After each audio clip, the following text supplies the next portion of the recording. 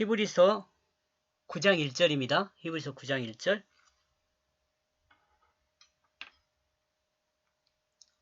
그러고 그는 참으로 확실하게 붙잡고 있다. 또한 그는 처음 공정한 행위를 하나님의 역사 그뿐 아니라 세속에 속한 가장 거룩한 것을 히브리서 8장 13절에서 새로운 언약 안에서 처음 것은 낡고 부패하며 쇠퇴하여 사라질 것이라고 증거하고 있습니다. 이는 이스라엘과 유다에서 행한 제사 제도를 말하고 있다고 볼 수 있습니다. 여기서 혼란스러울 수 있습니다. 왜냐하면 옛 언약에 대해 선악과를 따먹는 그것으로 말했기 때문에 그렇습니다. 그런데 10장에서는 이스라엘과 유다가 성전에서 행한 제사 제도를 이야기하고 있기 때문에 있습니다.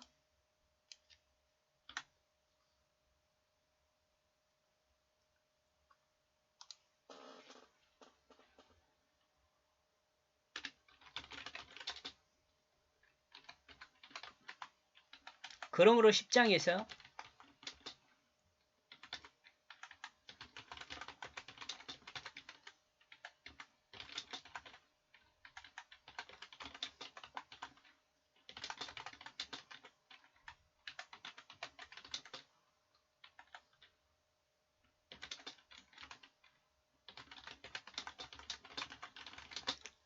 성전 제사에 대한 부분이 끼어들게 된 것입니다. 그러니까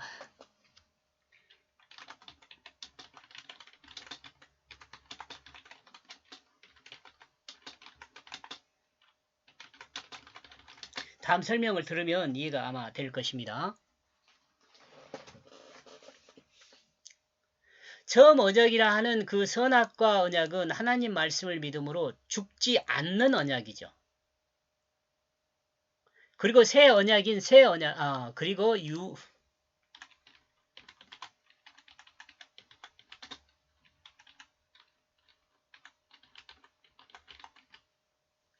유용한 언약인 새 언약은 하나님 말씀 예수 그리스도의 십자가와 부활을 믿음으로 살 수 있는 언약입니다.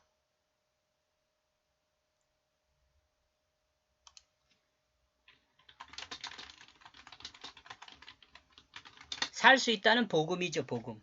생명이죠. 이런 점에서 앞에서 옛 언약과 유용한 언약을 대비한 것입니다. 앞에서라는 것은 8장에서.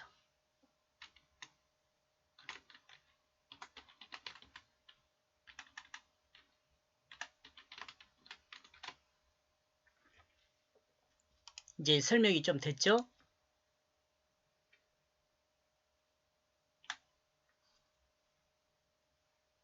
그리고 구약의 성전 제사는 이제 구약 성전 그리고 구약의 성전 제사는 주님의 십자가를 나타내는 그림자로 설명하는 내용입니다.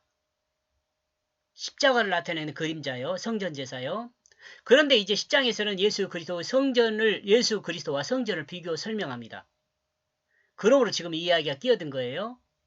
그러므로 히브리서를 설명 과정에서 이제 성전을 통한 예수 그리스도를 설명하는 단계에 와 있다는 생각입니다. 이러므로 제사를 통한 예수 그리스도를 설명하는 것을 제사를 통한 성전 제사를 통한 예수 그리스도를 설명하는 것으로 설명하는 것을 드러내는 내용이 되었습니다. 설명하는 내용이 되었습니다. 제사를 통한 속죄를 이루는 말일 수 있다.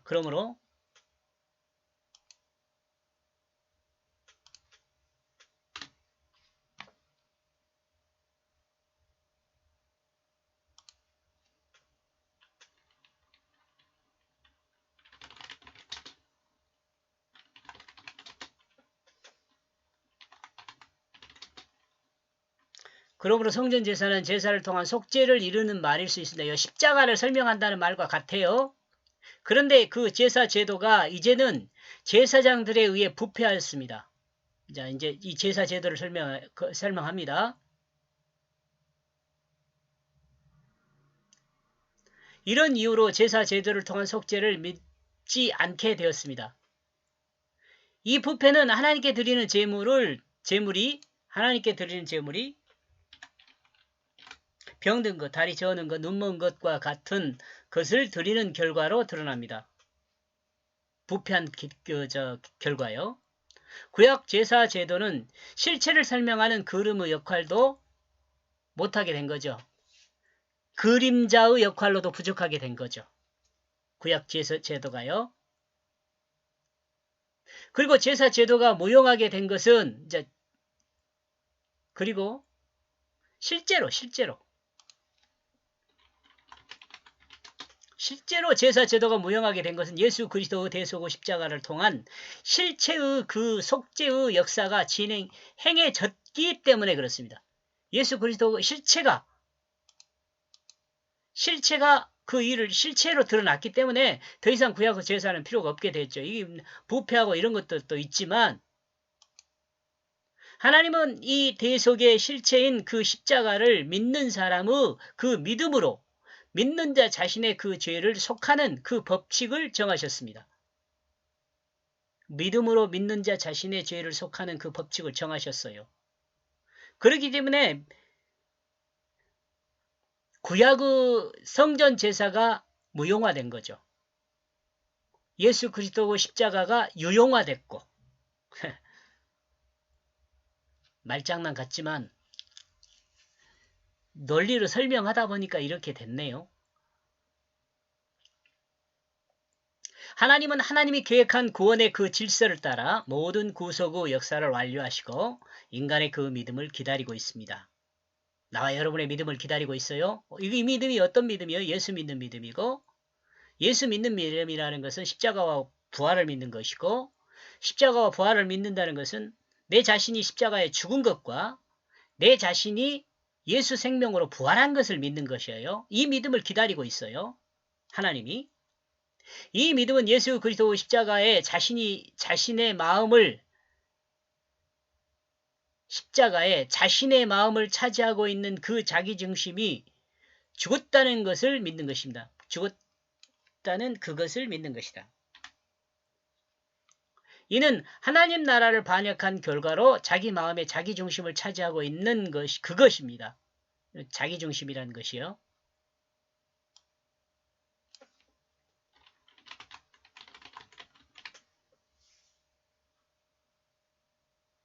그 자기중심 십자가에 죽은 것입니다. 이러므로 사람에게 마음의 중심을 차지하는 자기중심이 죽고 육체가 남아있습니다. 자기중심만 죽었지 육체는 남아있어요. 이 남아있는 육체의 마음이 비어있는 마음이죠. 비어있는 마음에 하나님 말씀의 뜻이 생명으로 그 자리를 차지하게 됩니다. 이것을 그 마음에 새겼다, 심었다, 이렇게 표현을 하는 거죠. 이것은 예수 그리스도의 부활을 믿음으로 예수 생명으로 거듭나게 된 것을 말합니다. 새롭게 태어나는 것입니다. 이 원리를 예수님이 니고데모에 설명했지만 유대인의 선생이라 하면서 이 내용을 이해하지 못했습니다. 그렇다면 유대인들이 대부분 이 내용을 이해하지 못한 것으로 우리가 생각해 볼 수 있죠. 하나님이 인간을 구원하는 그것에 대한 이 설명을 우리는 이해하고 있습니다. 여러분 이해하고 있어요? 이거 이해해야 돼요. 하나님이 인간을 구원하는 그것에 대한 이 설명을 우리는 이해하고 있다. 여러분 이해해야 합니다. 이것은 하나님이 인간을 구원하는 원리입니다. 하나님이 인간을 구원되게 하는 하나님이 정한 법칙입니다. 하나님은 이스라엘과 유대인들이 믿고 의지했던 성전 제사와 율법을 행함으로 구원을 받는다는 옛 언약은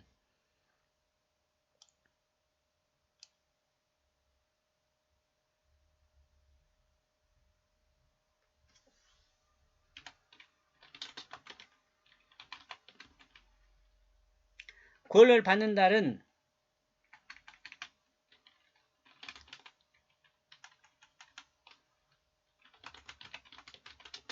그림자인 그 방법은 예수 그리스도의 십자가와 부활을 통해 실체를 통해서 모두 폐지되었습니다.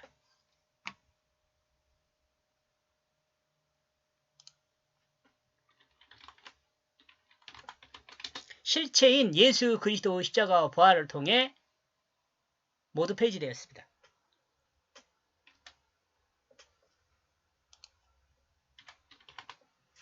이해하시겠죠?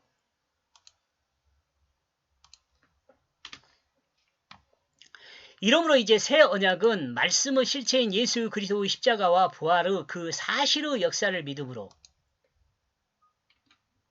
또한 그 사실의 역사의 그 의미를 알게 돼요. 여기서 끝나면 안 됩니다. 역사를 아는 것으로 끝나면 안 돼요. 믿음으로 사실의 역사를 알게 되어 의미를 알게 돼요. 여기 의미를 안다고 또 끝난 것이 아니에요. 어디까지 가야 하냐면 자신의 그 자기중심이 그 십자가에 죽은 것과 예수 그리스도 부활을 믿음으로 믿는 자 자신이 예수 생명 곧 하나님 말씀의 뜻으로 새롭게 거듭난 것을 믿음으로 구원을 받게 돼요. 여기까지 믿어야 돼요. 이것이 믿음으로 구원받는다는 그 내용을 설명하는 것입니다. 이것이 새 언약을 설명하는 내용입니다. 그리고 히브리서 8장 중심 내용은 주님은 새 언약을 붙들고 있는 자를 말씀으로 인도하여 하나님 안에 있게 한다고 보았습니다.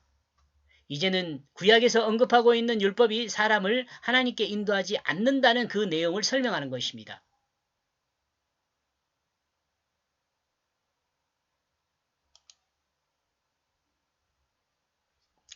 우리를 하나님께 인도하는 분은 오직 하나님 말씀인 예수 그리스도입니다. 그리고 하나님 말씀의 핵심은 예수 그리스도의 사역인 십자가와 부활입니다. 그러므로 하나님을 향하여 인도하는 것은 하나님을 향하도록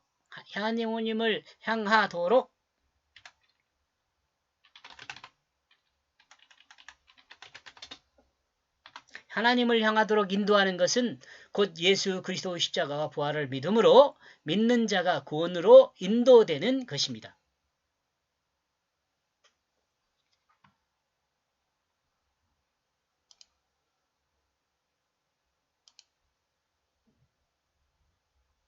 요 믿는 자는 여러분 앞에서 설명한 이 내용을 꼭 기억하고 있어야 돼요. 자신이 죽고 자신 새 생명이요. 부활을 믿음으로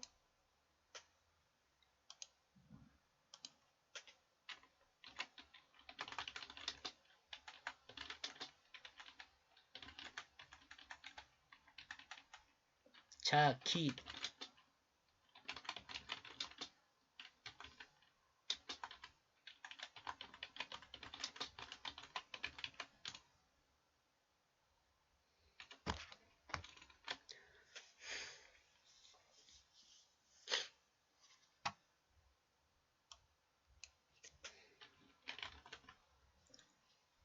그러므로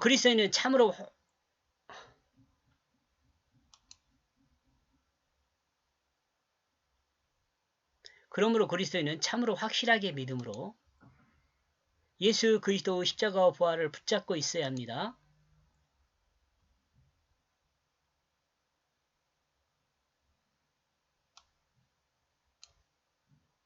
그러므로 그리스도인은 참으로 확실하게 예수 그리스도의 십자가와 부활을